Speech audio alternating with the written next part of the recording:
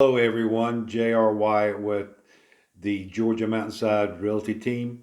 Just wanted to give you a quick check in and tell you about a funny event that we had here at our house. We have a black lab, female black lab named Millie. And Millie is a very curious creature. But one night we came home late and she was a little upset with us, but we settled in, we had our dinner, and we gave her some attention. But usually, what we do in the evenings is I will let her out later at night so she can go outside and nose around and do her business and things like that, and then come back in, and then we settle down for the night. On this particular night, I had let Millie out, and she took longer than normal to come back, and it was very unusual. So after a few minutes, I go out to take a look and see where she's gone. The first thing that I noticed that immediately after I walked outside, I got the very strong scent of skunk. So, as you can imagine, I had a good idea what had happened. And sure enough, Millie comes to me and she has been sprayed by a skunk. This all happening at about 11 o'clock on a Friday night. Uh, Bathing a dog that has been sprayed by a skunk at this time of night is one of my favorite things to do, as I'm sure it would be yours.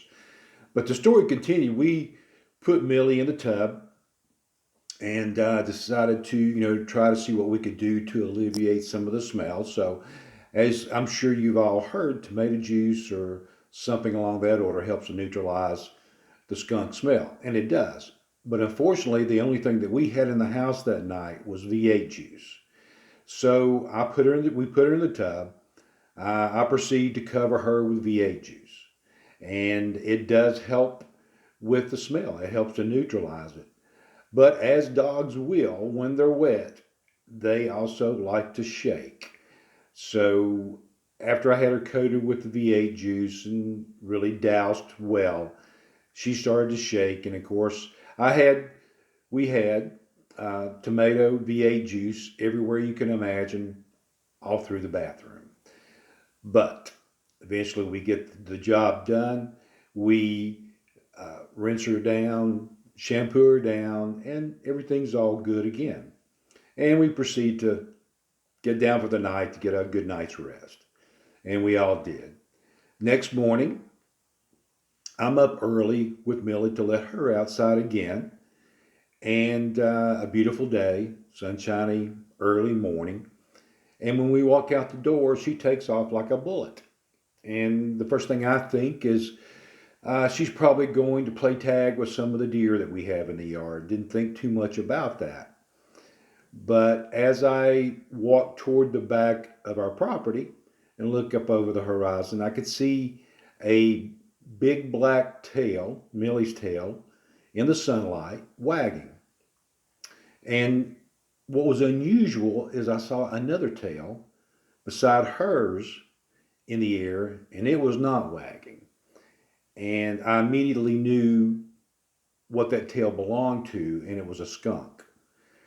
So I proceed to yell at Melly to try to get her to come to me before things got even worse. And eventually she did. She came running to me.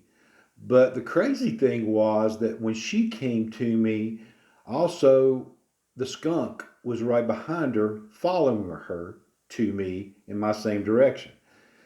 So I really didn't want any part of this skunk at this point. So I proceeded to run, tuck tail myself, and get back to the house. Uh, what can I take? And long story short, she got sprayed again. But I wanted to stop and think, what could I take and what could I learn from this experience? One, never call a skunk because it's never going to be good. And secondly, we're met with a lot of life's events that come and go.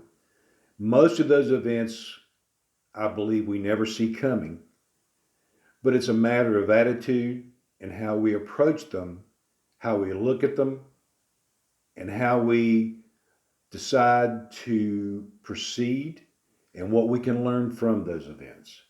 So, in light of everything we're going through with the coronavirus and the issues with the quarantine, the things we're dealing with, I do believe that we can take a lot of positive things from this. I know for us, it's forced us to slow down. It's forced us to focus more on family, to do some of the simple things, enjoy some of the simple things without everything being quite as chaotic as it was in the past. Forced us to slow down, forced me to evaluate what is truly important in life. And at least in my opinion, in my mind, those things that are most important in my life are the things that I can't replace and the things that money won't buy. And one of those is time and my family and the love. So hope this helps.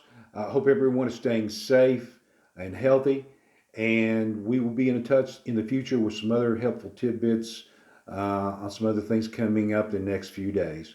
Thanks and have a good day.